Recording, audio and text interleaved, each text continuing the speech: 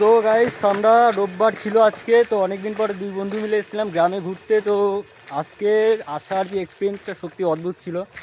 গ্রামের সাইড দিয়ে আসলাম, গ্রামের গলিগালা দিয়ে। তো এখন বাড়ির দিকে যাচ্ছি। তো যাওয়ার পথে দেখতে পাচ্ছি পোস্টে আলো নেই, রাস্তা খারাপ, ইভেন গলিগালা। তো এই রাস্তা দিয়ে এখন আমরা এগাচ্ছি, সন্ধ্যা হয়ে যাচ্ছে আস্তে আস্তে। তো তোর অভিজ্ঞতাটা কেমন ছিল অভিজ্ঞতা বলতে ব্লগ দেখো, করে ফেরার পথে?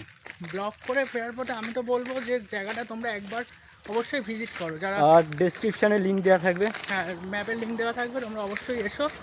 জায়গাটা সত্যি বলতে খুবই ভালো, খুবই সুন্দর একটা জায়গা। মানে শহর থেকে, যারা শহরে আমরা থেকে মানুষ হয়েছি, শহর থেকে একবার গ্রামে আসলে দেখবে অভিজ্ঞতাটা কীরকম।